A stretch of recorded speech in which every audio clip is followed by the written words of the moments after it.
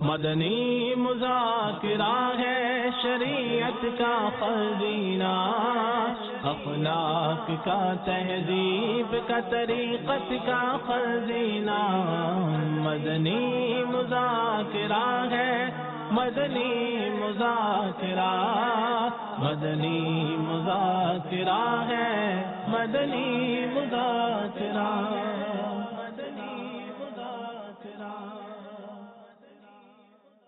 الحمدللہ رب العالمین والصلاة والسلام علی سید المرسلین، اما بعد فاعوذ باللہ من الشیطان الرجیم، بسم اللہ الرحمن الرحیم، الصلاة والسلام علیک یا رسول اللہ وعلی آلک واصحابک یا حبیب اللہ، الصلاة والسلام علیک یا نبی اللہ وعلی آلک واصحابک یا نور اللہ۔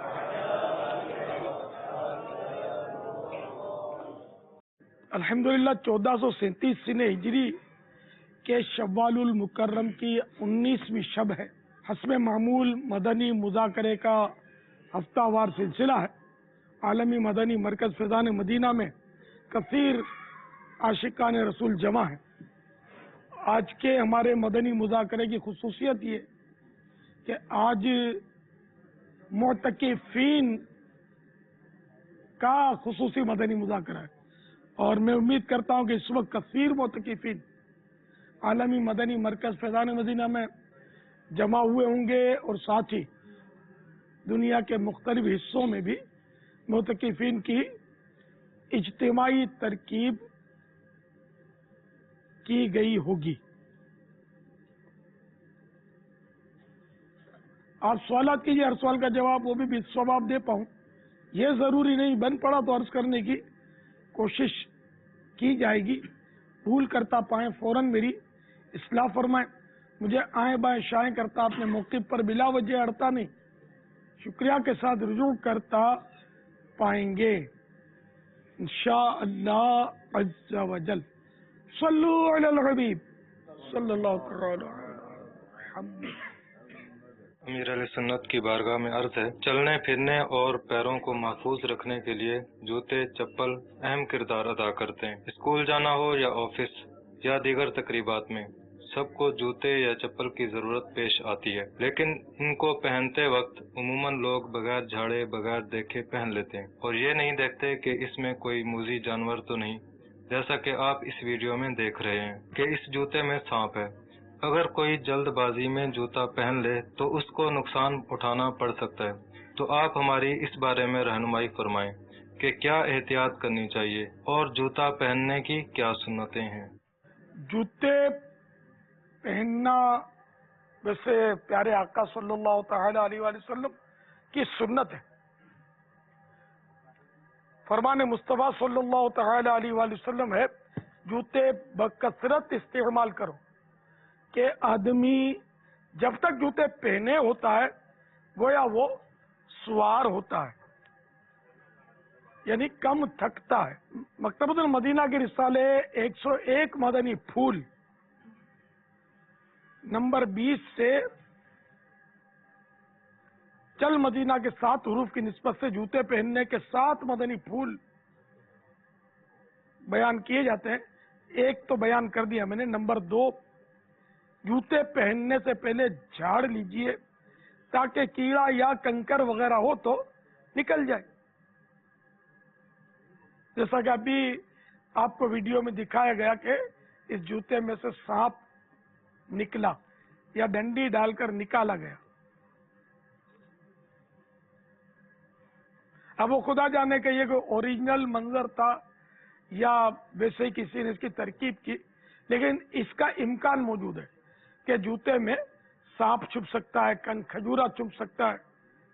لال بیگ کو جگہ کتنی چاہیے، تو ایسی چیزیں اگر گئی تو یا تو کاٹ لیں گی یا گدگدی ہوگی تو بندہ ڈر جائے گا، تشویش ہوگی اس کو، تو اس لیے وہ جوتے کو جھاڑ لینا چاہیے۔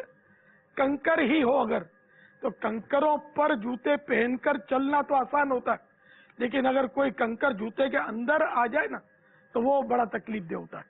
ایک تو جوتا بند ہوتا ہے، دوسرا کھلے چپل ہوتے ہیں، جیسے ہوائی چپل ہے یا دوسری کو چپل ہے، اس میں چپل میں ایسا ہے کہ اس طرح کی چیز بڑی چیز نہیں چھپ سکتی، لیکن چپل کی جو پٹیاں ہوتی ہیں اس کی چھت پر کوئی چھوٹا موٹا کیڑا وہ چھپ سکتا ہے. تو اس لیے وہ چپل بھی اگر جھاڑ لے تو فائدے سے خالی نہیں ہے. ہو سکتا ہے وہ کانچ کی کرچ ہی اس پہ اوپر ہی رکھی اور بندہ پاؤں میں ڈالے اور وہ کرچ آزمائش پہ ڈال دے، یا کیل نیچے سے تلے میں سے بعض اوقات ہوائی چپل میں تو آ جاتی ہے بعض اوقات. تو اس لیے وہ احتیاط اسی میں کہ جوتے کو جھاڑ جھوڑ کر دیکھ لیا جائے. نمبر 3، پہلے سیدھا جوتا پہنیے پھر الٹا، اور اتارتے وقت پہلے الٹا جوتا اتاریے پھر سیدھا. فرمان مصطفیٰ صلی اللہ تعالی علیہ وآلہ وسلم، جب تم میں سے کوئی جوتے پہنے تو دائیں یعنی سیدھی جانب سے ابتدا کرنی چاہیے، اور جب اتارے تو بائیں یعنی الٹی لیفٹ جانب سے ابتدا کرنی چاہیے، تاکہ دایاں یعنی سیدھا پاؤں پہننے میں اول اور اتارنے میں آخری رہے. نزہت القاری میں مسجد میں داخل ہوتے وقت حکم یہ ہے کہ پہلے سیدھا پاؤں مسجد میں رکھے، اور جب مسجد سے نکلے تو پہلے الٹا پاؤں نکالے. مسجد کے داخلے کے وقت اس حدیث پر عمل دشوار ہے. اعلی حضرت رحمت اللہ تعالی علیہ نے اس کا حل یہ ارشاد فرمایا ہے، جب مسجد میں جانا ہو تو پہلے الٹے پاؤں کو نکال کر جوتے پر رکھ لیجئے، پھر سیدھے پاؤں سے جوتا نکال کر مسجد میں داخل ہو، اور جب مسجد سے باہر ہو تو الٹا پاؤں نکال کر جوتے پر رکھ لیجئے، پھر سیدھا پاؤں نکال کر سیدھا جوتا پہن لیجئے، پھر الٹا پہن لیجئے. نمبر 4، مرد مردانہ اور عورت زنانہ جوتا استعمال کرے. خاص کر یہ ہمارے یہاں واش روم وغیرہ میں ایک جوڑی رکھ دی جاتی ہے، یا تو وہ مردانہ ہوتی ہے یا زنانہ لیڈیز. اب اگر وہ جینٹس کی جوڑی رکھی ہے تو اس کو لیڈیز نہیں پہن سکتی، پہنے گی تو گناہ گار ہوگی. اور اگر لیڈیز کا وہ چپل ہے، لیڈیز کی جوتی ہے، تو جینٹس اگر اس کو واش روم میں ہی پہنیں گے واش روم کے لیے تب بھی گناہ گار ہوں گے، کہ یہ مشابہت جو ہے نا، مرد کو عورت کی مشابہت کی اجازت نہیں، اور عورت کو مرد کی مشابہت یعنی نقالی کی اجازت نہیں. کسی نے حضرت سیدتنا عائشہ صدیقہ رضی اللہ تعالی عنہا سے کہا کہ ایک عورت مردوں کی طرح جوتے پہنتی ہے. انہوں نے فرمایا رسول اللہ صلی اللہ تعالی علیہ وآلہ وسلم نے مردانی عورتوں پر لعنت فرمائی ہے. مردانی عورت، مرد کی نقالی کرنے والی عورت. صدر الشریعہ بدر الطریقہ حضرت علامہ مولانا مفتی محمد امجد علی اعظمی علیہ رحمت اللہ القوی فرماتے ہیں، یعنی عورتوں کو مردانہ جوتا نہیں پہننا چاہیے، بلکہ وہ تمام باتیں جن میں مردوں اور عورتوں کا امتیاز ہوتا ہے، ان میں ہر ایک کو دوسرے کی وضع اختیار کرنے یعنی نقالی کرنے سے ممانعت ہے.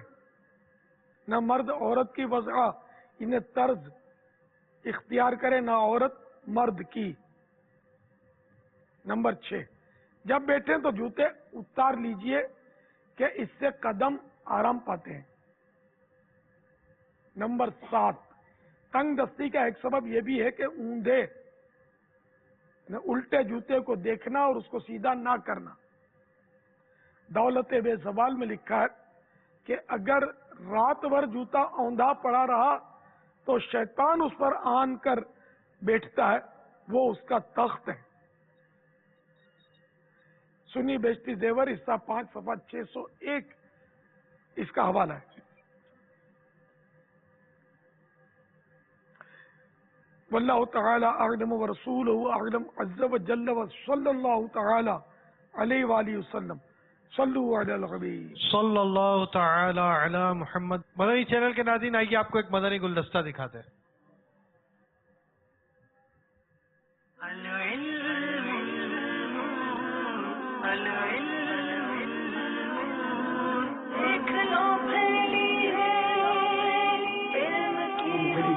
رحمۃ اللہ وبرکاتہ.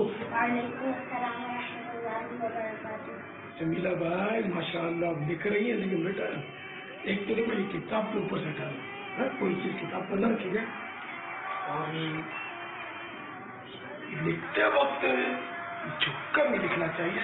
اور ماشاء اللہ بیٹھی تو صحیح ہے، قبلہ رخ ہے آپ، تو قبلہ رخ بیٹھنے سے علم میں اضافہ ہوتا ہے. یہ قبلہ رخ بیٹھ کر آپ علم حاصل کریں گے، مطالعہ کریں گے، لکھیں گے. اتنا جتنا آپ جھکی ہوئی تھے نا، یہ اچھی بات نہیں ہے. دعوت اسلامی کے دارالمدینہ کے مدنی منوں اور مدنی منیوں اس طرح جھک کے نہیں لکھا کریں. اس سے ایک تو آنکھیں کمزور ہوتی ہیں، دوسرا کمر میں درد ہو سکتا ہے، اور پھیپھڑوں میں بھی بیماری ہو سکتی ہے. تو ایسا نہ کریں، ہے نا. یعنی نارمل بیٹھ کر اونچی جگہ پر، جیسے ڈیسک ہیں دارالمدینہ میں، تو اگر گھر میں ہوم ورک کر رہا ہے تو گھر میں بھی اسی طرح کی ڈیسک کی ترکیب کریں، اور یوں اسی پر بیٹھ کر آپ اسٹیٹ سیدھے بیٹھ کر لکھا کریں.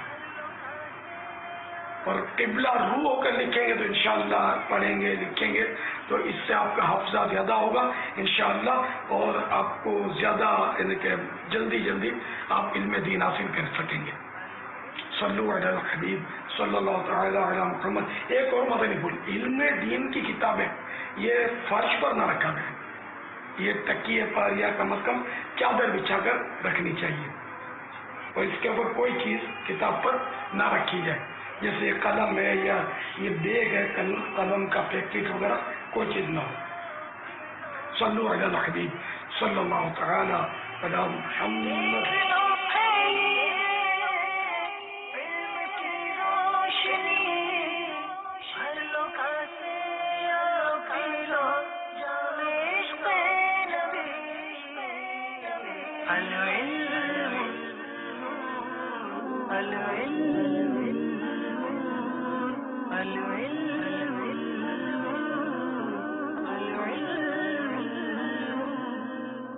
ہمارے ساتھ اوبی وین میں بھی عاشقان رسول اجتماعی طور پر ہیں گلشن راوی مرکز الاولیاء لاہور پاک سخاوی کابینہ، اور اسی طرح حب چوکی بلوچستان پاک برکاتی کابینہ.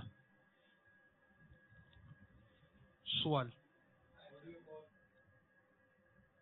غلام سرور اتاری مدینہ الاولیاء ملتان شریف. امیر اہل سنت کی بارگاہ میں سوال یہ ہے کہ ایک عوامی مقولہ ہے کہ جو مکہ لڑائی کے بعد یاد آئے اسے اپنے منہ پر مار لینا چاہیے. آپ اس حوالے سے کیا فرماتے ہیں؟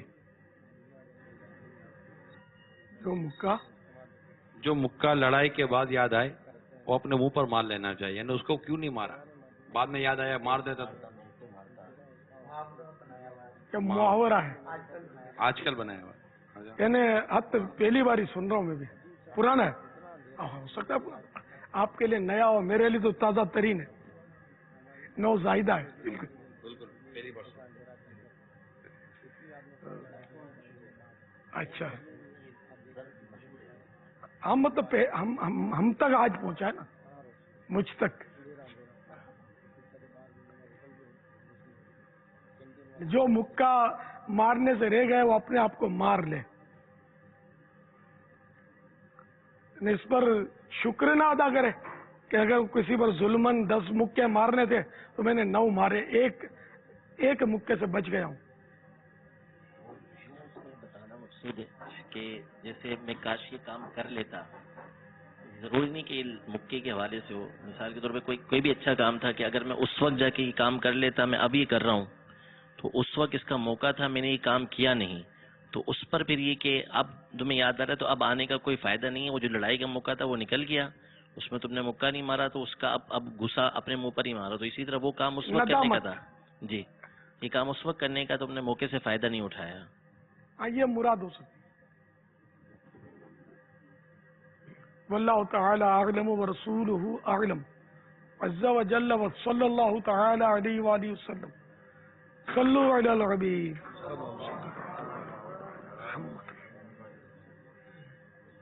میٹھے میٹھے اسلامی بھائیوں اور مدنی چینل کے ناظرین، آج آپ نے سوشل میڈیا پر اور مختلف ذرائع سے یہ امیر اہل سنت کا سوری پیغام ملاحظہ کیا ہوگا کہ آج فیضان مدینہ میں بھی آمد ہوگی اور چینل پر بھی، مدنی چینل پر بھی یہ دکھایا گیا ہوگا، اور پھر جو آئیں گے فیضان مدینہ میں بلا حائل یہ عیادت کی بھی سعادت پائیں گے. مگر اس وقت جو پوزیشن ہے وہ یہ ہے کہ ہم عالمی مدنی مرکز فیضان مدینہ میں نہیں ہیں. کیوں نہیں ہیں؟ جو اسلامی بھائی فیضان مدینہ میں پہنچ چکے ہوں گے ان کو بھی ہو رہا ہوگا کہ یہ کیا ہو گیا، تو وضاحت لے لیتے ہیں. ہو گیا دھک سے کلیجہ میرا. آپ کا بھی نا. جب ہم نے یہ اعلان تیار کیا سوشل میڈیا کے لیے، اس وقت تو ظاہر ہم شیور تھے، ہماری نیت تھی جب ہی کیا کہ ہم پہنچیں گے. پھر وہ کیا وضاحت کریں گے، اور شام کو کچھ مطلب میرا جو زخم ہے ویسے تو جو کسی حد تک تقریباً بھر ہی گیا، یہ اندر سے نہیں بھرا. ابھی اندر تو بھرے گا، آہستہ آہستہ آہستہ بھرے گا. تب اوپر کچھ سوزش اور سرخی آئی ہے، تھوڑا سا درد شروع ہوا. تو یہ اپ ڈاؤن ہوتا رہتا ہے اس میں، تو اس لیے وہ ڈاکٹر نے تو مجھے 40 منٹ یہاں بیٹھ کر بولنے کی اجازت دی ہے. باہر نکلنے، گاڑی میں بیٹھنے، اس کے ہچکولے لینے، جھٹکے کھانے، سیڑھی اترنے چڑھنے، وہ سب منع کر دیا میرے کو کہ ابھی تھوڑا اتنی جلدی نہیں کرو، تھوڑا صبر کرو. تو یوں مطلب اب ظاہر ہے کہ اس میں ڈاکٹر کی رہنمائی قبول کی جاتی ہے. جب تک وہ شرعی کوئی مطلب رکاوٹ نہ ہو تو وہاں جانا واجب تو ہے نہیں فیضان مدینہ میں. تو اس لیے ڈاکٹر کا مشورہ سمجھ میں آنے والا ہے کہ واقعی اگر میں چڑھ اتر کرتا ہوں، آتا جاتا ہوں، بھاگ دوڑ کرتا ہوں، تو ایسا نہ ہو لمبا آرام کرنا پڑ جائے، اللہ نہ کرے. تو اس لیے ہم نے یہ موقوف کیا ارادہ اپنا. تو ہاتھ جوڑ کر معذرت خواہ ہوں کہ نہ جانے کتنے اسلامی بھائی ہو سکتا ہے ادھر ادھر سے باب المدینہ کے باہر سے بھی باب الاسلام سے قرب و جوار سے آئے ہوں گے. اب میں بھی لاچار ہوں، اب کروں کیا؟ تو اس لیے میری معذرت ہی قبول کریں. میرا تو بالکل یہ نہیں کہ میں کیا عرض کروں، مطلب بڑی مشکل سے تو مطلب وہ ذمہ داروں کا ذہن بنایا تھا کہ یار چلتے ہیں. یہ تو مانے تھے، رکاوٹ تھے، انہی کو میں نے تیار کیا، یہ مان گئے. پھر ہم نے سوری پیغام تیار کیا، لیکن قدر اللہ وما شاء فعل،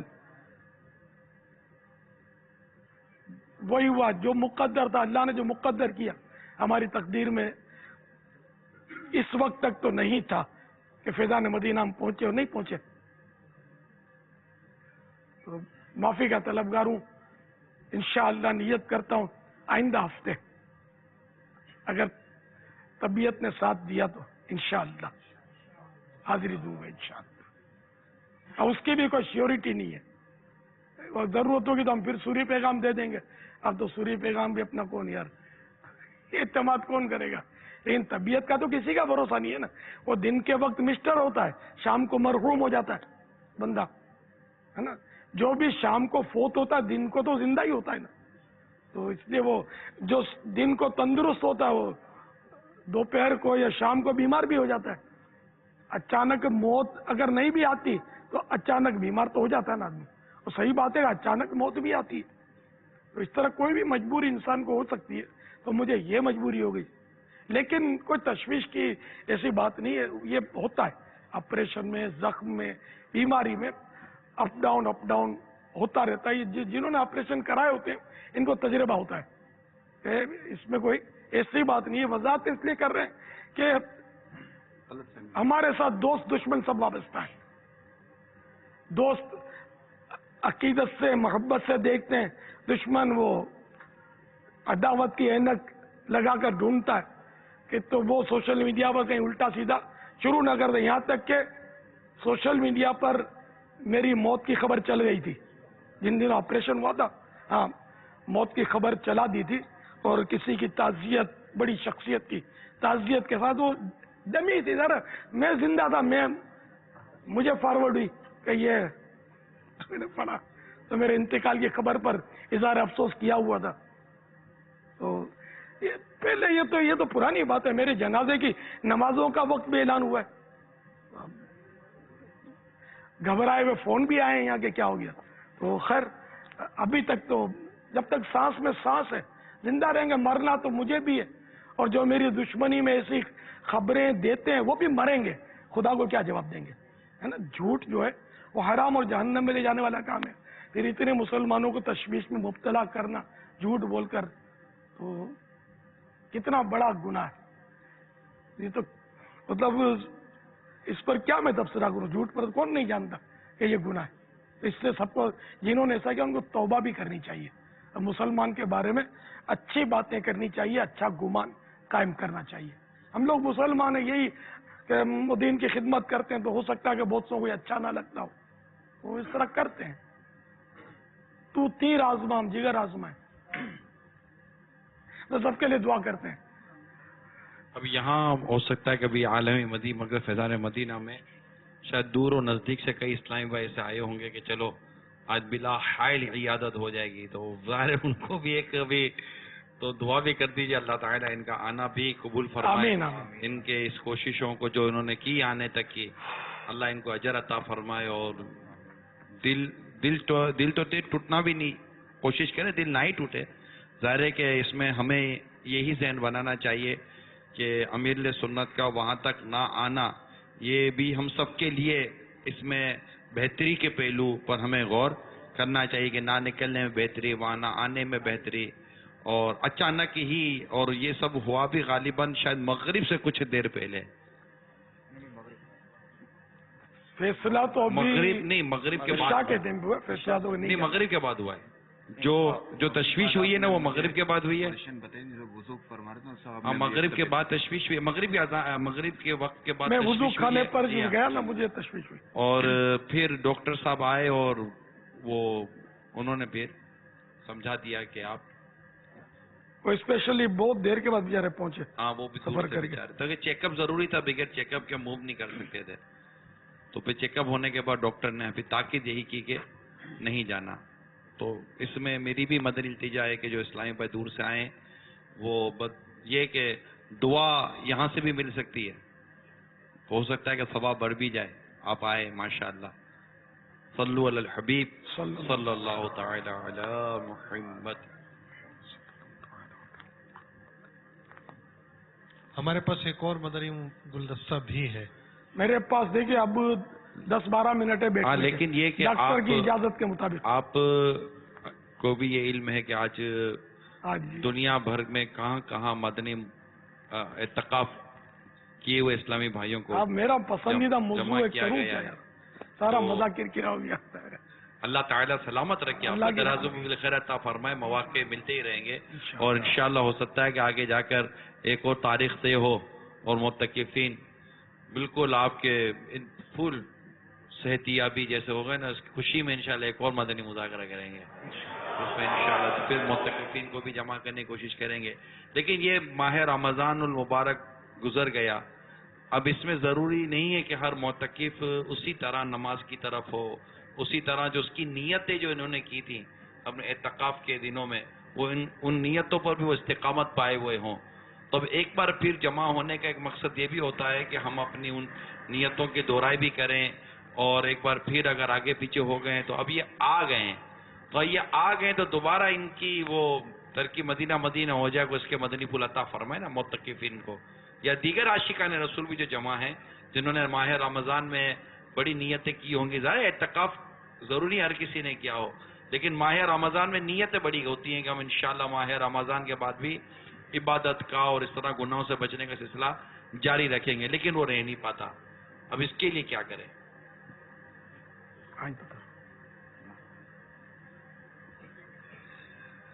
اب اس کے لیے میری مدنی التجا یہ ہے کہ عموماً وہ اسلامی بھائی جنہوں نے ماہ رمضان گزر جانے کے بعد دعوت اسلامی کے مدنی ماحول کو اس طرح اختیار نہ کیا ہو جیسا کہ اعتکاف کے دنوں میں سمجھایا جاتا رہا ہوگا، وہی چاند رات والا معاملہ یا پھر عید کے دنوں میں تفریحات کا معاملہ، پھر آپ ہفتہ وار اجتماع کے شاید پابند نہ رہے ہوں، مدنی مذاکرے کے پابند نہ رہے ہوں، مدنی قافلوں کے پابند نہ رہے ہوں، آپ نے چاند رات کو مدنی قافلے میں سفر کی اس طرح نیت کی ہو، نہ جا سکے ہوں، پھر عید کی نیت کی ہو پھر بھی نہ جا سکے اور اب تک سفر نہ کیا ہو، اور پھر اسی طرح اپنے مختلف دوستوں کی یا ایسی گیدرنگ کا آپ شکار ہو گئے ہوں کہ جن کو آپ نے خیر آباد کہنے کی نیت کی ہوئی ہوگی، اور وہ جب وہ ساری باقی چیزیں جو نیتیں باقی نہ رہی ہوں گی تو پھر وہ کیفیت بھی باقی رہنے کا اتنا امکان نہیں رہتا۔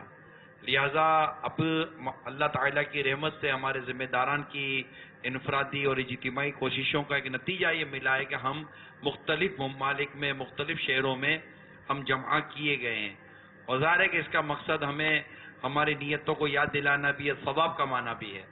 تو میری تمام تر عاشقان رسول سے مدنی التجا ہے کہ جب ایک بار پھر جمع ہوئے ہیں تو ہاتھوں ہاتھ کے مدنی قافلوں کی بھی نیتیں ہوں۔ ابھی شوال المکرم کا مہینہ بھی جاری ہے، تو اب تک جنہوں نے اس ماہ مبارک میں مدنی قافلوں میں سفر نہیں کیا وہ مدنی قافلوں میں سفر اختیار کریں۔ اس کا دوسرا ایک یہ بھی ہے کہ آپ کا اگر مدنی قافلوں میں سفر رہے گا نا تو اس سے انشاءاللہ وہ جو ہم نے جو نیتیں کی تھی نمازی بننے کی، سنتوں پر عمل کرنے کی، وہ انشاءاللہ ان نیتوں پر ہمیں استقامت ملتی رہے گی۔ ساتھ ہی ساتھ یہ بھی میں عرض کرتا چلوں کہ وہ اسلامی بھائی جو آج اعتکاف کی برکتیں کوئی کی یادیں تازہ کرنے کے لیے بھی جمع ہوئے ہیں، مدنی التجا یہ ہے کہ آپ دعوت اسلامی کے جو ہفتہ وار سنتوں پر اجتماع ہوتا ہے اس میں بھی شرکت کریں، درس دیں، نمازوں کی پابندی رکھیں، تو انشاءاللہ تبارک و تعالی وہ نیتیں جو ہم نے جو کی تھی اگر نہیں بھی کی تھی تو دوبارہ کر لیجئے۔ ایک بات ہمارے ذہن نشین رہے میٹھے اسلام بھائیو، نیک بننے کے سوا ہمارے پاس کوئی دوسرا آپشن بھی نہیں ہے کہ ہم نیک بن جائیں۔ نیک بننے کے لیے نیکیوں بھرا ماحول اختیار کرنا ضروری ہے، مطلب یہ ایک عقل بھی اس کا تقاضا کرتی ہے۔ تو نیکیوں بھرا، سنتوں بھرا اور عاشقان رسول کے جو عاشقان رسول ہے، یہ ایک مدنی ماحول ہے دعوت اسلامی کا، اس کو اختیار کریں گے تو انشاءاللہ خوب خوب سنتوں کی بہاریں ہمیں نصیب ہوں گی۔ امیل سنت کی صحتیابی کے لیے کہ مزید صحت نصیب ہو اس کے لیے دعا بھی کرتے رہیں، بلکہ آج جیسے کہ آنا تھا اور ہم نہیں پہنچ سکے اور ایک ایسا عذر ہو گیا جس کی ابھی امیر سنت نے وضاحت کی ہے، تو آپ مزید دعا کریں اور چوک درس میں اضافہ کریں۔ یعنی اس میں دعوت اسلامی کے جتنے بھی دعوت اسلامی والے اس کو دیکھ کے سن رہے ہیں یا دعوت اسلامی سے وابستہ اسلامی بہنیں اگر مدنی مذاکرے میں شامل ہیں، ہمیں تو بالخصوص مدنی کام اور بڑھانے ہیں، ہمیں ہفتہ وار اجتماعات کی تعداد اور بڑھانی اور مضبوط کرنی ہے کہ یہ وہ مدنی کام ہے جس سے اصلاح معاشرہ کا کام ہو رہا ہے۔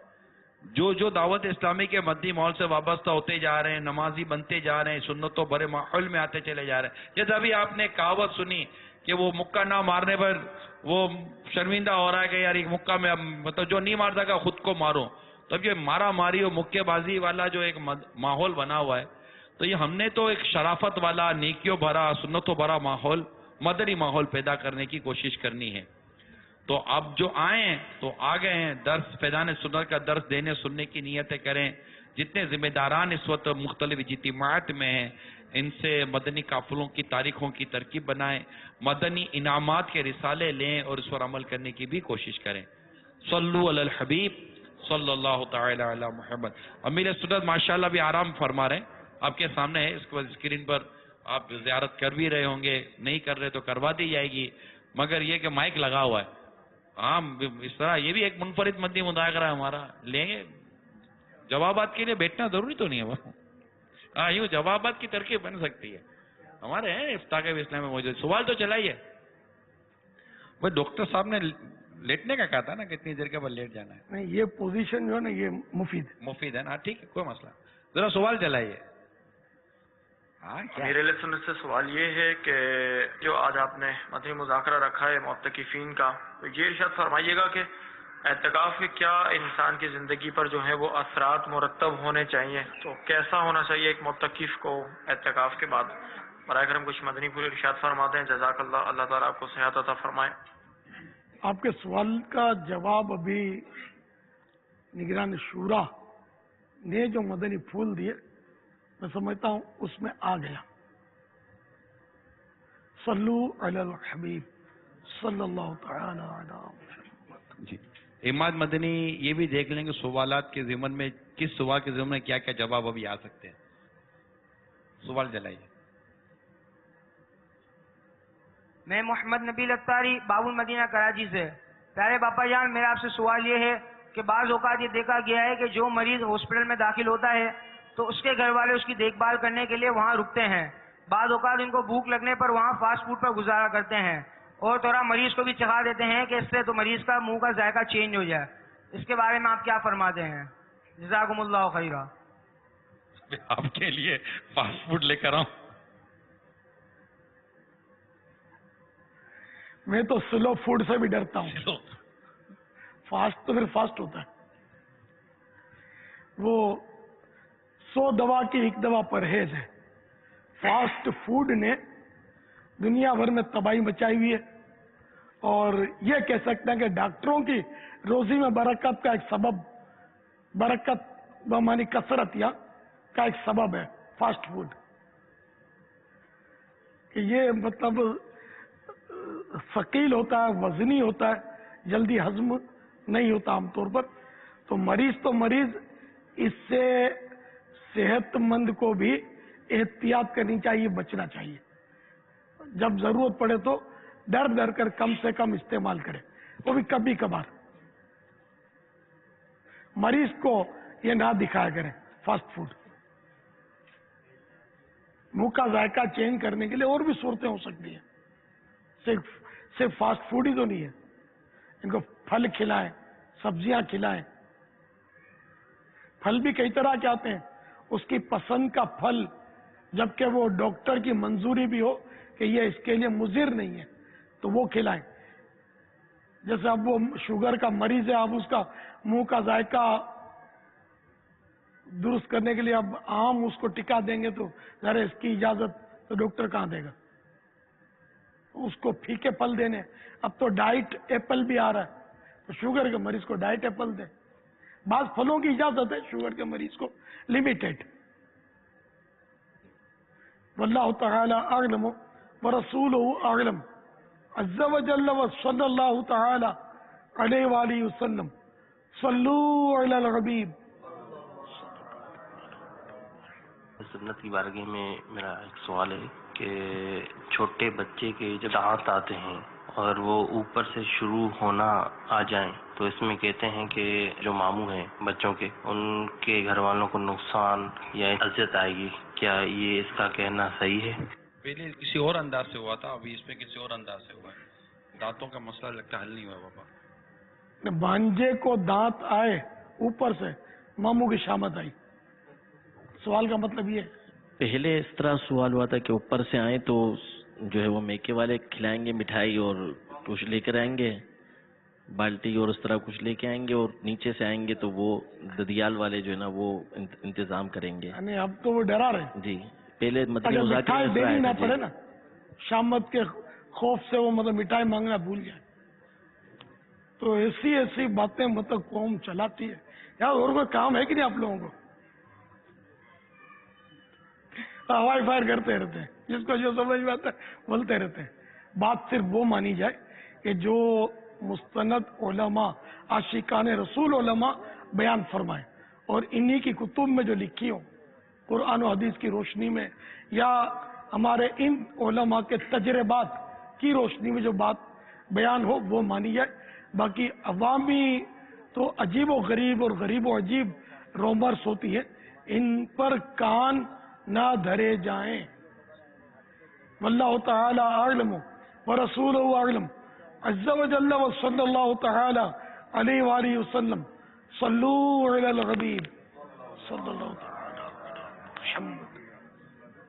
ट्रैफिक कांस्टेबल अस्तम बोल रहा हूँ और मैं इस पुल के हवाले से बात कर रहा हूँ। ये बच्चे छोटे होते हैं या औरतें होती हैं या कोई इस तरह ये पुल के नीचे से गुजर जाते हैं, रोड क्रॉस करते हैं, इस तरह बच्चों के लिए, औरतों के लिए, जो बूढ़े शख्स होते हैं इनके लिए जो होता है इनका खतरनाक है। आप इस बारे में आप क्या फरमाते हैं? रोड क्रॉस करने के हवाले से अब वो नहीं जाते इसमें। ये या तो ब्रिज से रोड क्रॉस करे जबकि बना हुआ है, या जेब्रा क्रॉसिंग होती है, ये पैदल चलने वालों के लिए होता है, तो उसको इस्तेमाल किया जाए।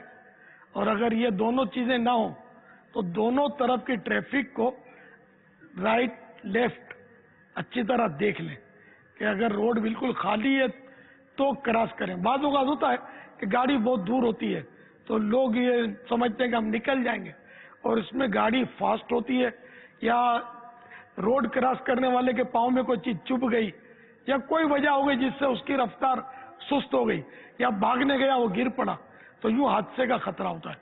तो इसलिए देखभाल कर सड़क उबूर करना चाहिए, चाहे बच्चा हो या बड़ा।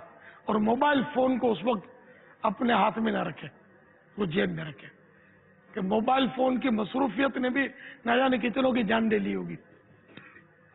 वल्लाहु तआला अअलम व रसूलुहु अअलम अज़्ज़ा व जल्ल व सल्लल्लाहु तआला अलैहि व आलिहि वसल्लम सल्लु अला सल्लल्लाहु तआला अला मुहम्मद। इसमें एक मसला ये भी अर्ज करता चलो कि उमूमन जिन सड़कों पर किसी भी वजह से हादसा हो जाता है ना, तो वहाँ के जो मकीन होते हैं, जो अहले महल्ला होते हैं, वो एहतिजाज करते हैं और फिर हुकूमत से ये कंप्लेन करते हैं कि हमें यहाँ ब्रिज बना के दिया जाए।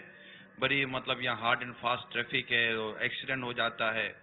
तो जब इसको मुतालबा पूरा हो जाता है और जब ये ब्रिज बना के दे दिया जाता है, ओवरहेड ब्रिज कहलाता है ये, उसके बाद फिर ब्रिज भी बना कर देते हैं और नीचे फिर लोहे की सलाखें भी लगा देते हैं ताकि फिर कोई सड़क पार ना कर सके।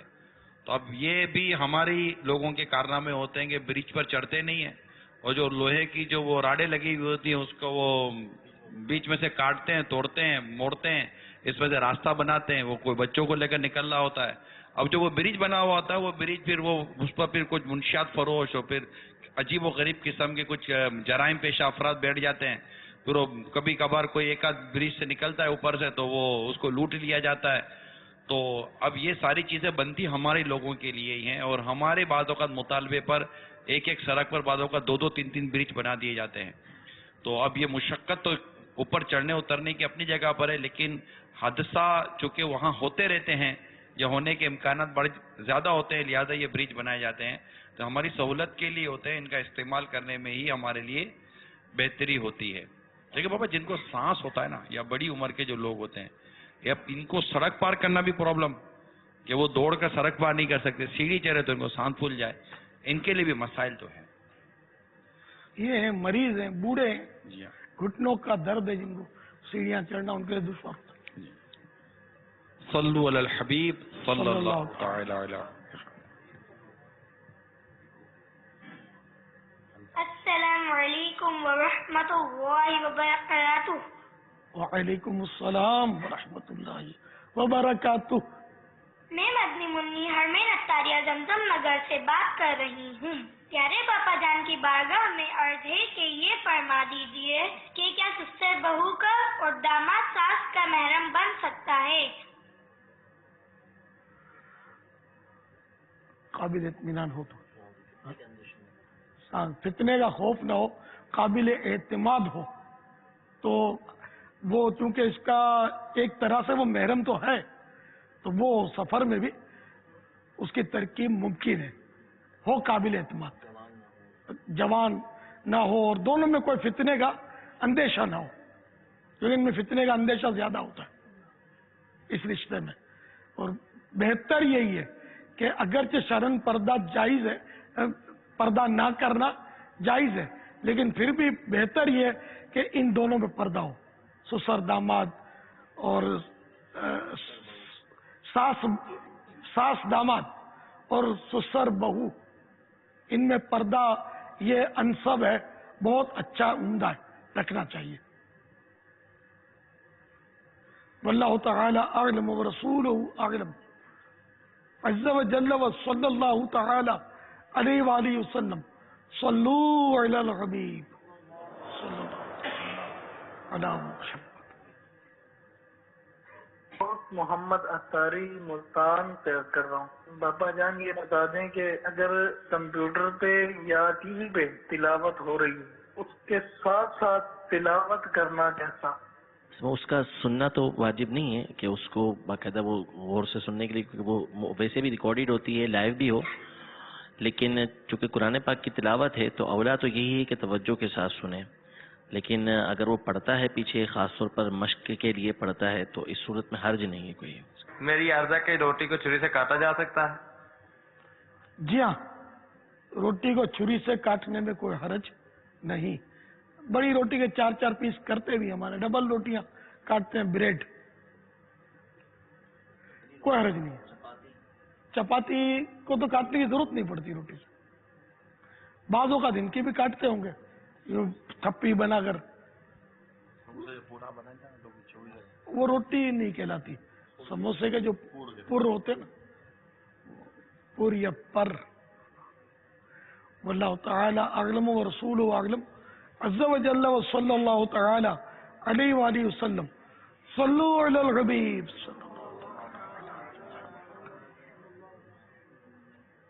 आजकल जब रिश्ते देखे जाते हैं पहले ही पूछा जाता है कि लड़का कितना कमाता है, अगर वो कम कमाता हो तो रिश्ता ही नहीं करते। आप इस बारे में कोई मदनी फूल इरशाद फरमाएं। कम कमाता हो, कमाना भी देखना तो पड़ेगा ना, कि वो कमाता ही नहीं होगा तो क्या खिलाएगा, क्योंकि नान नफका तो शोहर पर वाजिब है ना, और ये जो आएगी उसका हक भी है कि उसको नान नफका न रोटी और इसके लिए क़याम की जगह जो भी शरीयत ने मुकर्रर किया तो वो उसको मिले, तो ये भी देखना चाहिए। और साथ में सीरत भी देखनी चाहिए कि वो नेक नमाजी, परहेजगार, अच्छी आदतों वाला है, अच्छी सोहबतों वाला है, अच्छे अखलाक वाला है, ये भी देखना है। मैंने खूबसूरत भी देखे, खूब सीरत भी देखे। पहले सीरत देखे, सीरत को ज्यादा यानी फौकियत अहमियत है, और सूरत देखने की भी मुमारत नहीं है, क्योंकि सूरत सीरत दोनों दुरुस्त होगी तो वो घर अच्छा चलेगा। दोनों तरफ के हुकूक हैं और दोनों को इन हुकूक को बजा लाना है। वल्लाहु तआला अअलम व रसूलुहु अअलम अज़्ज़ा व जल्ला व सल्लल्लाहु तआला अलैहि व आलिहि वसल्लम सल्लू अलल हबीब सल्लल्लाहु तआला अला मुहम्मद। पापा जान, इस बारे में बाज़ औक़ात ये चीज़ तो देख ली जाती है कि कमाता कितना है, बहुत ज़्यादा कमाई है, आमदनी ज़्यादा है, लेकिन ज़रिया आमदनी के बारे में नहीं देखते। इस बारे में आप क्या फरमाते हैं? अंडरस्टूड है कि वो हलाल कमाई हो, हराम कमाई चाहे कितनी ज्यादा हो, ना उसमें बरकत है ना उसमें कोई मतलब सआदत है, बल्कि ये तो हराम जहन्नम में ले जाने वाला काम होता है। हलाल रोजी हो और इतनी मिकदार में हो कि घर जो है वो मुतवस्सित अंदाज में चल सके, दरमियाना अंदाज में घर चल सके। वल्लाहु तआला अअलम व रसूलुहु अअलम अज़्ज़ा व जल्ला व सल्लल्लाहु तआला अलैहि व आलिहि वसल्लम सल्लू अलल हबीब। हिंद के शहर अहमदाबाद से अनीस बात कर रहा हूँ। आपकी बारगाह में सवाल है कि मुसाफा करने के बाद सामने वाले बुजुर्ग या बड़े शख्स का हाथ चूमना कैसा, बराए करम इरशाद फरमा दीजिए। आलिम दीन है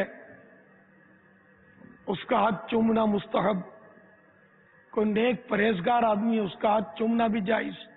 माँ बाप, दादा दादी, नाना नानी, इनके हाथ भी चूमे जा सकते हैं, सादात किराम के भी हाथ चूमे जा सकते हैं, जबकि कोई और शरई रुकावट ना हो, वरना आमतौर पर फासिकीन के हाथ न चूमे जाए। उनकी ताजीम जो है उनकी शरीयत में मुमानत है, हर आदमी के हाथ न चूमे जाए। मस्जिद का इमाम है उसके हाथ चूमने में भी हर्ज नहीं है, वही जबकि कोई शरीर रुकावट ना हो तो हाथ चूम सकते हैं। बाप बेटे एक दूसरे का हाथ चूम सकते हैं, कोई हर्ज नहीं इसमें। پیارے آقا صلی اللہ تعالی علیہ وآلہ وسلم نے اپنی شہزادی بی بی فاطمہ کے ہاتھ چومے، یہ بھی حدیثوں میں. واللہ تعالی اعلم ورسولہ اعلم عز وجل وصلی اللہ تعالی علیہ وآلہ وسلم. صلو علی الحبیب صلی اللہ تعالی علی محمد. ابھی جیسے نکاح کے بارے میں وہ بات چیت ہوئی، مدنی مذاکرے میں مدنی پھول ملے، تو مشکات شریف مراعات جلد 5 صفحہ نمبر 7-8 پر ایک حدیث پاک ہے کہ سرکار مدینہ صلی اللہ تعالی علیہ وآلہ وسلم نے ارشاد فرمایا، جب تمہیں پیغام نکاح وہ شخص دے جس کی دینداری اور اخلاق تم کو پسند ہے تو نکاح کر دو، اگر یہ نہ کرو گے تو زمین میں فتنے اور لمبے چوڑے فساد برپا ہو جائیں گے. اس حدیث پاک کی شرح میں اس طرح بیان کیا گیا ہے کہ اس لیے کہ اگر یعنی جب تمہاری لڑکی کے لیے دیندار اور اچھی عادتوں والا لڑکا مل جائے تو محض مال کی ہوس میں اور لکھپتی کے انتظار میں جوان لڑکی کے نکاح میں دیر نہ کرو. لڑکے کے اخلاق سے مراد تندرستی، عادت کی خوبی، نفقے پر قدرت سبھی داخل ہیں. اور یہ جو فرمایا کہ اگر ایسا نہ ہوگا تو زمین میں فتنے اور لمبے چوڑے فساد برپا ہوں گے، یعنی اس لیے کہ اگر مالدار کے انتظار میں لڑکیوں کے نکاح نہ کیے گئے تو ادھر تو لڑکیاں بہت کنواری بیٹھے رہیں گی اور ادھر لڑکے بہت سے بے شادی شدہ رہیں گے، جس سے بدکاری پھیلے گی اور بدکاری کی وجہ سے لڑکی والوں کو آر وغیرہ ہوگی، شرمندہ ہوں گے. نتیجہ یہ ہوگا کہ خاندان آپس میں لڑیں گے، قتل و غارت ہوں گے، جس کا آج کل ظہور ہونے لگا ہے. تو یہ جو حدیث پاک ہے یہ بڑی جامع حدیث مبارکہ ہے، اس کی شرح. تو اللہ کرے کہ ہم اس حدیث پاک کو سامنے رکھ کر اپنے بچوں کی شادیوں کی صورتیں بنانے کی کوشش کیا کریں. صلو علی الحبیب صلی اللہ تعالی علی محمد. السلام علیکم ورحمۃ اللہ وبرکاتہ.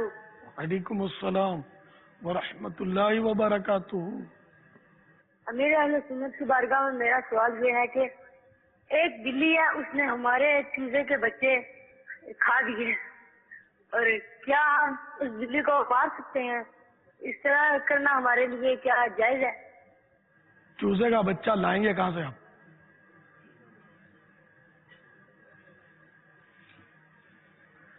چوزے کا بچہ نہیں ہوتا، چوزا خود بچہ ہوتا ہے.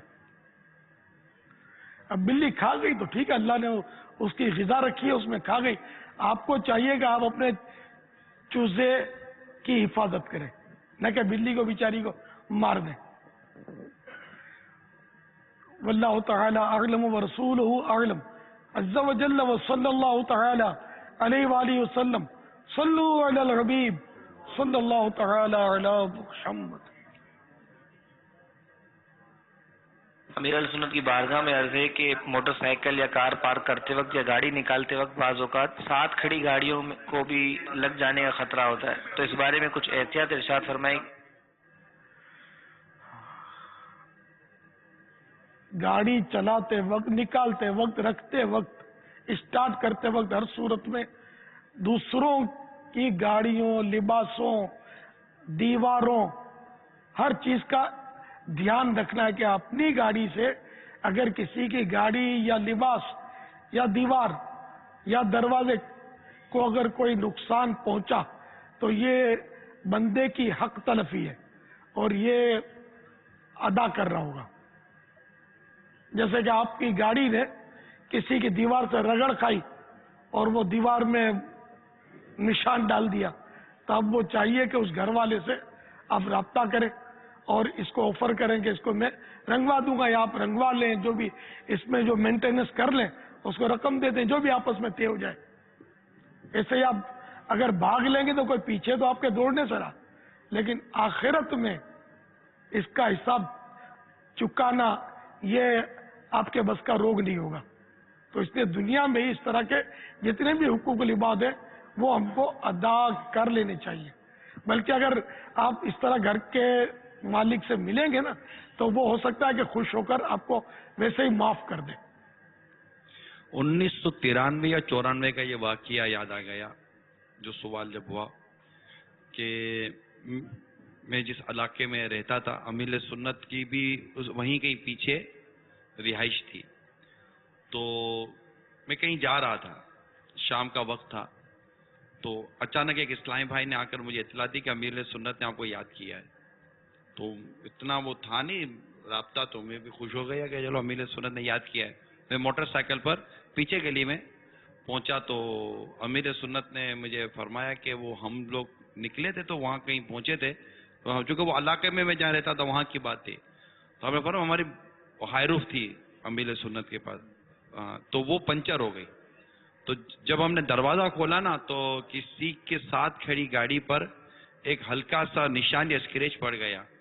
اگر وہ دیکھے گا تو اس کو بھی نہیں پتا چلے گا کہ ہوا، لیکن میں نے دیکھا ہے کہ ہماری گاڑی سے نشان پڑ گیا ہے.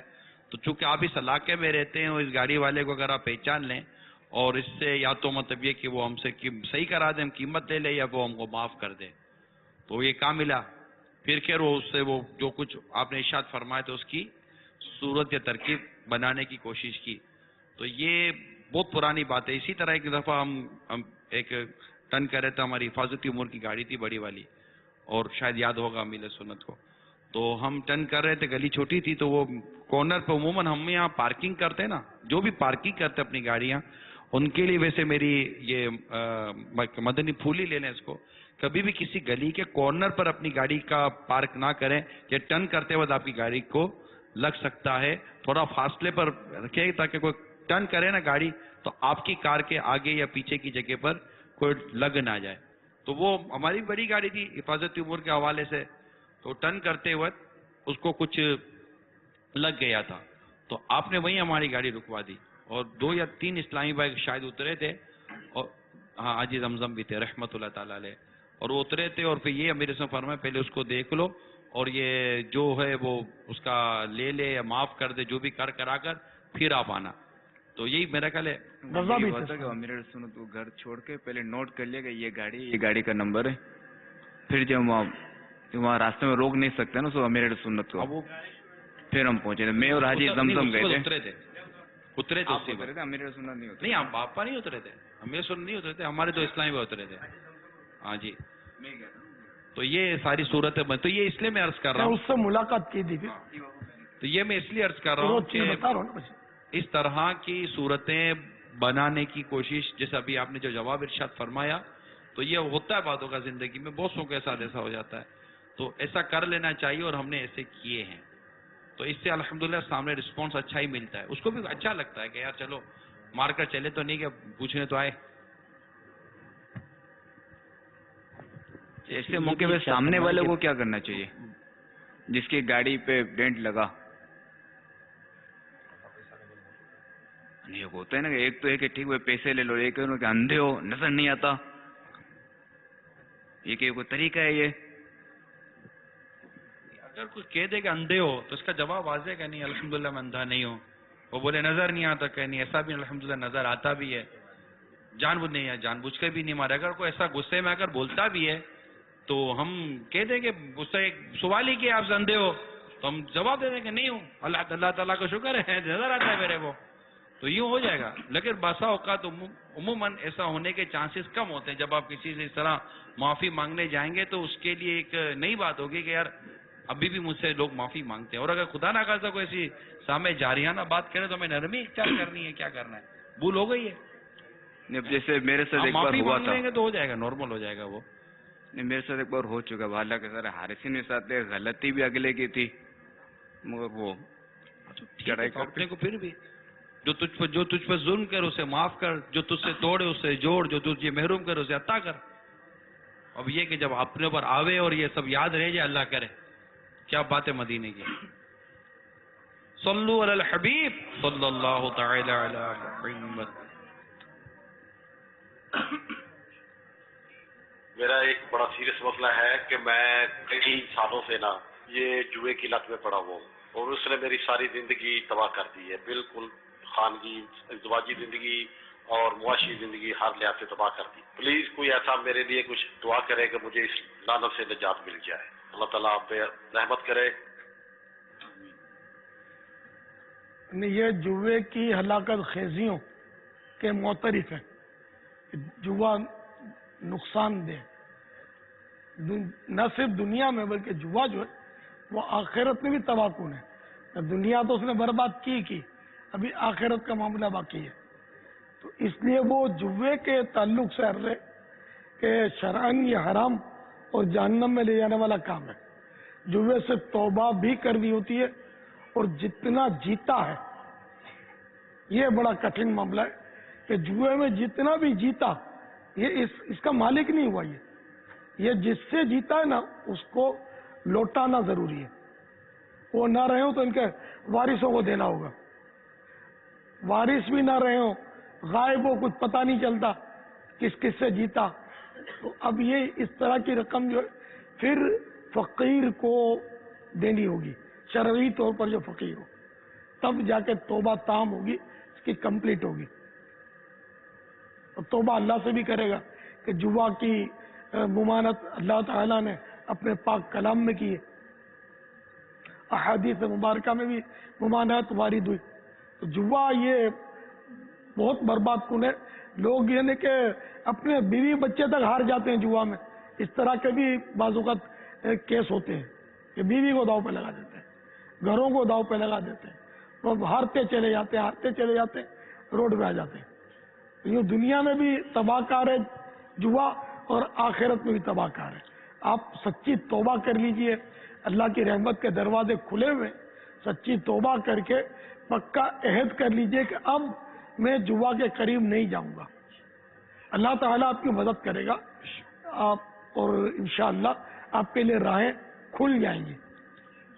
अखबार में खबर आई थी, हमने इबरतना खबरों में भी इसको बयान किया था कि एक शख्स जुए में अपनी बीवी और बच्चियां हार गया, और तो मतलब यूं पता चला कि इसके घर पर कुछ लोग पहुंचे और बीवी बच्चों कहने लगे चलो कहाँ चले। बोला तुम वो हार गया, तुम्हारा जो घर का था। अच्छा, वो आदमी भी खड़ा हुआ, उसके सामने उसकी बीवी बच्चियों को लेने के लिए वो जुए में जो हारे थे, इनकी भी तो मतलब के गैरत का जनाजा निकला हुआ था ना, कि एक तो उसने जुए में लगाई अपनी बीवी बच्चियां, और वो भी खेल गया, हारा तो वो लेने भी चले गए। तो ये महल्ले के कुछ लोग इन्वॉल्व हुए और उसके घर को बेचारे को बचाया। तो ये खबरें तो अखबार में हमने पढ़ी भी हैं, और इसमें बापा ये भी एक मुमकिन है कि ये उस माहौल से निकल जाए, उस जगह से निकल जाए, उस इलाके या शहर से कुछ इस तरह का यहाँ से बाद वक़्त हो जाता है, कुछ ऐसी नकलो हरकत हो जाती है जिससे वो माहौल बनता नहीं है दोबारा, और फिर कुछ एक आध 2 दिन या एक हफ्ता 10 दिनों तक अगर ये ना इसमें पड़े ना, तो आदत निकलने के चांसेस बढ़ जाते हैं। इसे दोस्तों से किनारा कशी कर ले, लाइन ही कट कर दे, हफ्ता ही। अल्लाह आपकी मदद करे, अल्लाह आपकी मदद। आपका सवाल करना ना, ये भी इस बात की एक अलामत है कि आपको इससे नफरत तो है और आप इससे छोड़ना चाहते हैं। तो इसके लिए आप कुछ बुरी सोबत से निकल जाएं, और इसमें आप थोड़ी हिम्मत बांधेंगे तो अल्लाह की रहमत से कर्म हो जाएगा। दावत इस्लामी के मदनी माहौल में आशिकान रसूल की सोबत में रहें, मदनी काफिलों में सफर करें इनके साथ, अल्लाह करेगा तो आपको बेहतरीन रास्ता मिल जाएगा जो सीधा आपको मदीने पहुंचा देगा इंशाअल्लाह। सल्लू अलल हबीब सल्लल्लाहु तआला अला मुहम्मद। मजहर हुसैन अत्तारी जिला ननकाना से बात कर रहा हूँ। मेरा आपसे ये सवाल था, वलीमे के बाद पैसे लेना कैसा है, इसके बारे में मुझे बता दीजिए। वलीमे के बाद रस्म देने के पैसे उर्फ है इस पर कहीं कहीं। हाँ, तो इसमें शरन तो कोई हर्ज नहीं है, ये एक तोहफा है और शादियों में तोहफे तहाइफ देने का रवाज होता है, इसमें शरन कोई हरज नहीं है। वल्लाहु तआला अअलम व रसूलुहु अअलम अज़्ज़ा व जल्ल व सल्लल्लाहु तआला अलैहि व आलिहि वसल्लम। सल्लू अलल हबीब सल्लल्लाहु तआला अलैहि। अमीरुल सुन्नत की बारगाह में मेरा एक सवाल है कि सफर के दौरान अक्सर लोगों को देखा गया कि खिड़की की जानिब बैठने की वो कोशिश करते हैं और इसमें बसा औकात लड़ाई झगड़ा भी हो ही जाता है। अगर कोई बैठ ही जाता है तो उसको क्या अच्छी नियतें करनी चाहिए? अब ये कि عام طور پر یہ ہوتی ہے فضول نظری، ادھر ادھر دیکھنا جو ہے یہ اس کی کوئی پذیرہ ہی نہیں ہے، بلا ضرورت ادھر ادھر دیکھنا جس کو پریشان نظری بولتے ہیں، تو اس کی یعنی یہ سنت بھی نہیں ہے۔ پیارے آقا صلی اللہ تعالی علیہ وآلہ وسلم اس طرح پریشان نظری نہیں فرماتے تھے۔ اب یہ کہ گاڑیوں کے باہر کے مناظر، اب یہ مباح اس کو کہہ سکتے ہیں، قیامت کے دن اس کا حساب ہوگا۔ البتہ اگر کوئی اچھی نیت ہو اور اچھی نیت کا محل ہو، واقعی موقع بھی ہو، تو وہ ایک کار ثواب بن جائے گا۔ تو اس کو کیا اچھی نیت ہوں گی، آپ اگر کوئی ذہن میں آتی ہوں، ٹرین میں، بس میں، گاڑی میں۔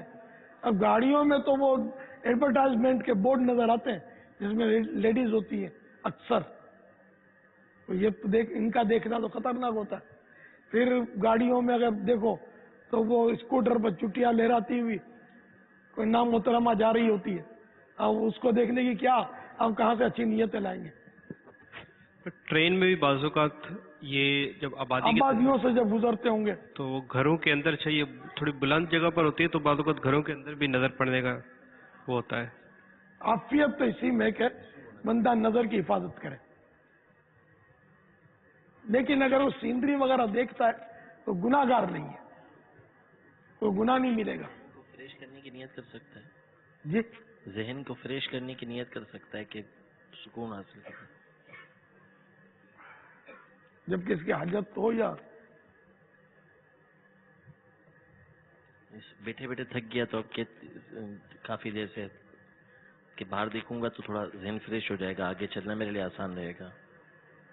مطلب اس میں کیا ہے، وہ شرعی کیا فوائد اس کے؟ شرعی یعنی سفر اس کا آسان ہو جائے گا، ذکر اللہ میں مدد مل جائے۔ ہاں یہ ہو نا کہ عبادت پر قوت، یعنی کہ مباح نیت کب عبادت مباح کام اس وقت اچھی نیت سے عبادت بنتا ہے جبکہ عبادت پر قوت حاصل کرنا مقصود ہو۔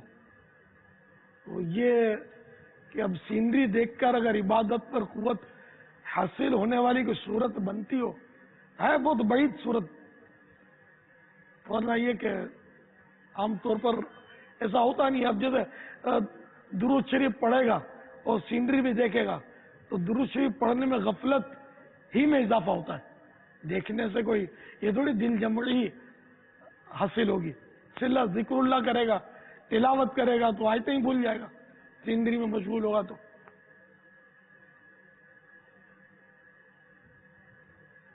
اللہ بہتر جانے۔ واللہ تعالی اعلم ورسولہ اعلم عز وجل وصلی اللہ تعالی علیہ وآلہ وسلم۔ ہاں اب مدینہ شریف کی حاضری ہو اور احد شریف کا منظر دیکھتا ہے تو یہ ایک الگ صورت ہے کہ یہ ذہن میں ہو کہ یہ وہ خوش نصیب پہاڑ ہے کہ جس نے پیارے آقا صلی اللہ تعالی علیہ وآلہ وسلم کی قدم بوسی کا شرف حاصل کیا تھا، اور پیارے آقا صلی اللہ تعالی علیہ وآلہ وسلم اس پہاڑ سے محبت کرتے تھے۔ یہ پہاڑ ایک جنت کا دروازہ بنے گا، ہے نا، جنتی پہاڑ ہے یہ۔ تو اس طرح کی نیتوں سے تبرک حاصل کرنے کے لیے، برکت حاصل کرنے کی نیت سے اگر جبل احد کی کوئی زیارت کرے گا تو ظاہر ہے کہ یہ کرنا اس کے لیے کار ثواب ہے۔ اسی طرح مدینہ شریف کے کوہ صحرا، میدان اور جنگل یا جو اس طرح کے مناظر دیکھے گا اور اس میں سرکار صلی اللہ تعالی علیہ وآلہ وسلم کی یادیں اس کے ساتھ ہوں گی کہ پیارے آقا یہاں سے گزرے ہوں گے، وہاں سے گزرے ہوں گے، نہ جانے کہاں سے گزرے ہوں گے، تو یوں جیسے زیارتیں کرنے زائرین جاتے تو وہ آثار دیکھنے جاتے کہ جن سے سرکار صلی اللہ تعالی علیہ وآلہ وسلم کو نسبت ہوئی ہوتی ہے یا صحابہ کرام کو نسبت ہوتی ہے۔ تو اس طرح اگر ان نیات کے ساتھ دیکھنے کی ترکیب ہوگی تو کار ثواب ہوگا، ورنہ ظاہر ہے کہ ان مناظر کو ویسے ہی حظ نفس کے لیے دیکھے گا، نفس کی لذت کے لیے دیکھے گا تو پھر مدینے کے مناظر کے اگر حج کے لیے بھی نفس کی لذت کے لیے جائے گا کہ صاحب وہ تھوڑا مائنڈ فریش ہو جائے گا اور اپنا مطلب ہے کہ تھوڑی تھکن دور ہو جائے گی، مزہ آئے گا، تو کوئی ثواب نہیں ملے گا. تو اس لیے وہ اچھی نیتیں ہوں. اب کوئی نماز پڑھے اور نماز کی نیت نہ کرے بلکہ یوں نیت کرے کہ ایکسرسائز ہو جائے گی، تو اب ایکسرسائز ہو یا نہ ہو ثواب تو نہیں ملے گا نا نماز کا. تو عبادات جو ہے یہ نیتوں کے ساتھ ان کا تعلق ہے. واللہ تعالی اعلم ورسولہ اعلم عز وجل وصلی اللہ تعالی علیہ وآلہ وسلم. صلو علی الحبیب صلی اللہ تعالی علی محمد. نام ساجد اقبال ہے. میرا تعلق خیبر پختونخوا حویلیاں سے ہے. میرا امیر دعوت اسلامی جناب مولانا الیاس قادری صاحب سے سوال ہے کہ ہمارے ہاں قبرستان کا رواج ہے، اپنے اپنے قبیلے کا، اپنے اپنے خاندان کا الگ الگ قبرستان. کیا یہ اس طرح قبرستان بنانا درست ہے یا عوامی قبرستان بنانا درست ہے؟ ہر گلی محلے میں الگ الگ قبرستان بنانے میں کوئی حرج تو نہیں ہے جو لوگ اپنے اپنے خاندان کے الگ الگ بنا رہے ہیں؟ اس میں اپنے خاندان کا قبرستان بنانے میں کوئی حرج نہیں ہے، بلکہ افضل تو یہ ہے کہ اچھا پڑوس ہو قبرستان میں، اہل اللہ ہوں، نیک بندے ہوں، بزرگان دین ہو، تو انسب یہ ہے، بہتر یہ ہے کہ ان کے قرب میں، ان کے پڑوس میں دفن ہو. ورنہ یہ کہ اپنے رشتہ داروں کا اس کے بعد نمبر ہے کہ اپنے رشتہ داروں میں دفن ہو، تو اس میں کوئی حرج نہیں ہے. واللہ تعالی اعلم ورسولہ اعلم عز وجل وصلی اللہ تعالی علیہ وآلہ وسلم. صلو علی الحبیب.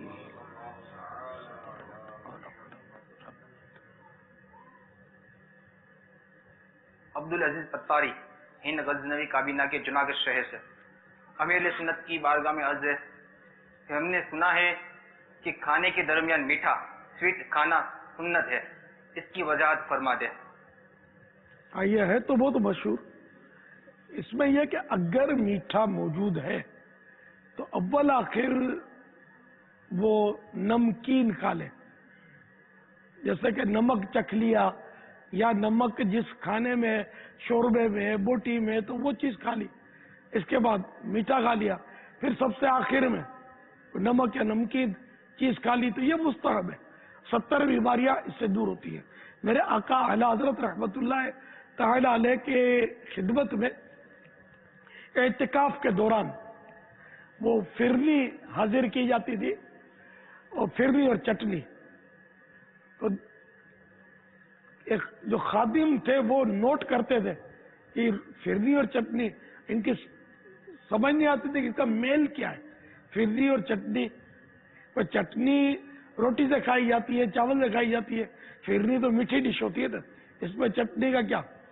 تو ایک دن عرض کیا کہ اس میں کیا حکمت ہے، تو اعلیٰ حضرت نے وہی فرمایا کہ نمک یا نمکین مستحب ہے، تو اس لیے فرنی کھانا شروع کرنے سے پہلے کچھ چٹنی کھا لیتا ہوں، اور فرنی کھا لینے کے بعد آخر میں پھر کچھ چٹنی، کیا اس میں نمک ہے تو یہ میں کھا لیتا ہوں، یہ مستحب ادا ہو جائے. اس کے لیے یہ ضروری نہیں ہے کہ میٹھے کا اہتمام کیا جائے کہ صاحب وہ کھانے کے بیچ میں میٹھا، اور پھر بیچ کی تعریف وہ پھر عدل ویسے دنیاوی معاملات میں ہو نہ ہو، اس میں بندہ عدل کرے کہ 2 روٹیاں کھاتا ہے تو 1 روٹی کے بعد میٹھا کھائے، پھر 1 روٹی کھائے، تو ایسا نہیں ہے. نمک نمکین کھا لیا، جتنا وہ میٹھا یا جو بھی کھانا ہے وہ کھا لیا، پھر آخر میں پھر نمک یا نمکین چکھ لیا تھوڑا، یہ کافی ہے. مسئلہ یہ کہ بیچ میں میٹھا کھانا سنت ہے، یہ کہنا یہ کیسا ہے؟ اہتمام کرنا نہیں، جیسے نمک یا نمکین آخر میں کھایا تو یہ اس سے اس بات کا تو ثبوت نہیں ہوگا نا کہ درمیان میں میٹھا ہی جو ہے وہ کھایا جائے تو وہ پھیکا بھی ہو سکتا ہے. بابا بیچ ایک کہیں دعوت ہے اور کسی نے کہہ دیا ذرا میٹھا بھی ہے کھائیے، کیونکہ میٹھا کھانا درمیان میں سنت ہے. اگر کوئی اس طرح کہہ کر سنت کہہ کر ہمیں میٹھا کھلائے یا ہم سنت کہہ کر میٹھا کھائیں یہ پہلے بہت ہوتا تھا جی بہت ہوتا تھا اور مبلغین عام طور پہ بیان کرتے تھے. پھر میں نے سمجھانا شروع کیا اور روکنا شروع. ایسا نہیں بولوں. کہا ہے کہ میٹھا ہو اور میٹھا لایا جائے اور بیچ میں میٹھا کھایا جائے. اور جب میٹھا ہے تو ٹھیک ہے کھا لے, ورنہ نمک نمکین تو بیچ میں پھیکا بھی تو ہوتا ہے. جیسے ہم لوگ جو ہیں ہم مہمان ہیں, جیسے ہمارے یہاں روٹی میں نمک نہیں ڈالتے. عام طور پہ لوگ روٹی میں نمک ڈالتے ہیں, تو یہ روٹی پھر نمکین نہیں ہوئی. اب کوئی روٹی اور چائے روٹی کھانا چاہتا ہے, چائے میٹھی ہوتی ہے تو چلو یہ تو میٹھا آ گیا. جب سالن کی روٹی کھاتے یہ نمکین آ گیا. تو اب اول آخر نمک تو چل ہی رہا ہے ساتھ میں. تو اب اگر میٹھا ہے تو ٹھیک ہے. ویسے یہ جملہ جو ہے نا کہ بیچ میں میٹھا کھانا سنت ہے, یہ کہیں میں نے پڑھا نہیں ہے, کوئی حدیث شریف میری نظر میں گزری نہیں ہے. اگر ہے تو کچھ آپ ہے نا, تو کوئی ایسا مطلب ایسا نہ کہا کرے جب تک یقینی معلومات نہ ہو. کسی چیز کو ہم اپنی اٹکل سے سنت نہیں کہہ سکتے, اس کی شرعاً اجازت نہیں. واللہ تعالی اعلم ورسولہ اعلم عز وجل وصلی اللہ تعالی علیہ وآلہ وسلم. صلو علی الحبیب صلی اللہ تعالی علی محمد. مدنی مذاکرہ ہے شریعت کا خزینہ, اخلاق کا تہذیب کا طریقت کا خزینہ. مدنی مذاکرہ ہے مدنی مذاکرہ, مدنی مذاکرہ ہے مدنی مذاکرہ.